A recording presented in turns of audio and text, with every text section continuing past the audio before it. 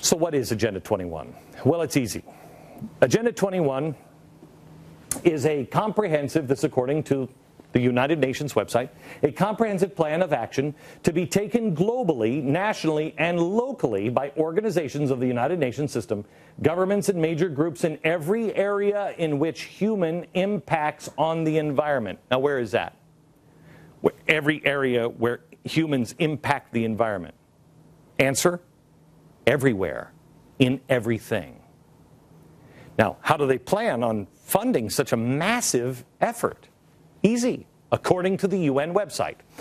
Agenda 21 will require a substantial flow of the new and additional financing resources to developing countries in order to cover the incremental cost for the actions they have to undertake to deal with global environmental problems and to accelerate sustainable development. Got it?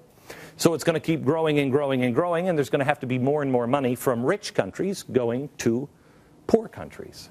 We'd be one of those rich countries. Sounds a little like redistribution of wealth, doesn't it? I know, crazy conspiracy talk from the United Nations. The main hook to this program centers around one catchphrase, and it is this: sustainable development. Well, that sounds great.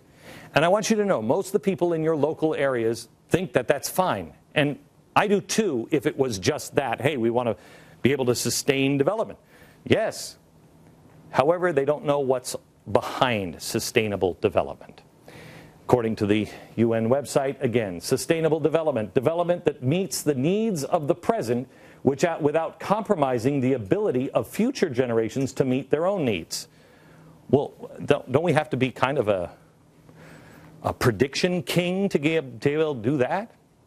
Let me translate. They want to evaluate and approve and reject anything and everything you do in order to make sure it's for the good of future generations. In other words, doesn't matter what the individual wants to do as long as it's good for the collective. Hello, 1984. More and absolute control. We have more on what this means coming up, but it includes things like where you can live, what land should be designated for, not by your local community, but by the UN. Here's the Agenda 21 stance on land. The objective, quoting the United Nations, is to provide for the land requirements of human settlement development through environmentally sound physical planning and land use, so as to ensure access to land to all households, and where appropriate, the encouragement of communally and collectively owned and managed land. Particular attention should be paid to the needs of women and indigenous people for economic and cultural reasons. Gang, that thinking throws our standard American legal system upside down. It has you can't do anything until we approve it kind of sound to it, which means guilty until proven innocent. The burden of proof is on the person contemplating any kind of action. This is called a precautionary approach, which is referenced in Agenda 21 a lot. Here's what makes Agenda 21 different and more dangerous than most radical, revolutionary, globalist ideas. The focus is the local level. They're not trying to jam this down your throat in one fell swoop from, the international body. They're going through the back door at the extreme local level. A group based in Germany called the International Council of Local Environmental Initiatives, ICLEI. This is an important group that if you decide this is a cause that you want to be involved in, you're going to know more about this crazy, spooky group than you ever want to know. They're heading up the local style effort. And they provide all the support to any town that wants to pursue Agenda 21 policies. Not shockingly, George Soros' Open Society and his institute is a large funder of ICLEI.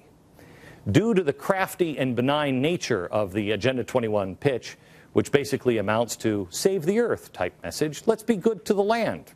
That sounds good. Virtually nobody disagrees with that.